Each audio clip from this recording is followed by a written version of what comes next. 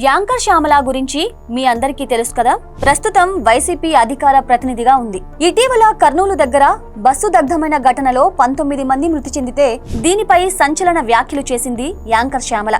Bus ప్రమాదానికి కారకుడైన Shivshankar Erriswamy belt shop లో మద్యం సేవించారంటూ ఆరోపించింది. శ్యామల మాట్లాడిన విషయాలపై స్థానిక సీఐ నోటీసులిచ్చి విచారణకు పిలిపించారు. ఇలా మాట్లాడటానికి ఆధారాలుంటే ఇవ్వాలని కోరారు. అయితే శ్యామల నన్ను క్షమించాలి, బస్సు ప్రమాదం గురించి నాకు పూర్తిగా కూడా తెలియదు, ఇలా మాట్లాడండి అంటూ జగన్ చెబితేనే మాట్లాడామని, ఆయనే స్క్రిప్ట్ పంపించాడని చెప్పింది. 19 మంది మరణిస్తే మానవత్వం లేకుండా ఇలా వ్యవహరిస్తారా అంటూ సీఐ చడామడా తిట్టి పంపించారు. వాటిని దులిపేసుకుని నిస్సిగ్గుగా బయటకు వచ్చేసింది. ఇక్కడ శ్యామల ఒక్కటే కాదు ఇలా చెప్పడం. గతంలో బాపట్ల మాజీ ఎమ్మెల్యే నందిగాం సురేష్, అమరావతి మహిళలపై కారు కూతలు కూసిన కృష్ణంరాజు అనే జర్నలిస్ట్, పోసాని కృష్ణమురళి లాంటి వారంతా విచారణకు వచ్చిన తరువాత ఒకటే విషయం చెబుతున్నారు. తమకేమీ తెలియదని, మీ అందరికీ మేం అండగా ఉంటాం, ఇలా మాట్లాడండి అంటూ జగన్ స్క్రిప్ట్ పంపిస్తే అలా మాట్లాడుతున్నామని, వాస్తవానికి తాము మాట్లాడే విషయాలపై అవగాహన కూడా ఉండదని స్పష్టం చేస్తున్నారు. ఇక్కడ మీరు ఒక విషయం అర్థం చేసుకోవాలి.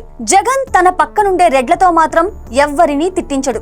ఎస్సీలను, బీసీలను, కాపులను ఉపయోగించుకొని వారి చేత తిట్టిస్తాడు. వారిపై కేసులు నమోదయ్యేలా చేస్తాడు. అరెస్టైన నాయకుల కులాలను బయటకు తీసి వారి కులాలకు అన్యాయం జరుగుతుందని చంద్రబాబు అరెస్టు చేయిస్తున్నాడంటూ ప్రచారం చేయిస్తాడు. ఇలా కులాల మధ్య చిచ్చు పెడుతున్నాడు. జోగి రమేష్ అరెస్ట్ అయితే బీసీలకు అన్యాయం జరిగిందని, చంద్రబాబును బండబూతులు తిట్టిన నందిగాం సురేష్ అరెస్ట్ అయితే ఎస్సీలపై దాడి అని, కందుకూరులో 2 స్నేహితులు కొట్టుకొని ఒకరు చనిపోతే కమ్మలు కాపులను చంపేస్తున్నారని, మరోవైపు కోనసీమలో కాపులు దళితులపై దాడి చేస్తున్నారంటూ ఇలా ప్రాంతాల వారీగా చిచ్చు పెట్టి ప్రజల్లో రాజకీయ విద్వేషాలు పెంచటమే అతని రాజకీయ వ్యూహం. ఇలాంటి క్రూర మనస్తత్వం ఉన్న జగన్ వలలో పడొద్దని, అందరూ సఖ్యతగా ఉండాలని మేం ప్రజలకు విజ్ఞప్తి చేస్తున్నాం.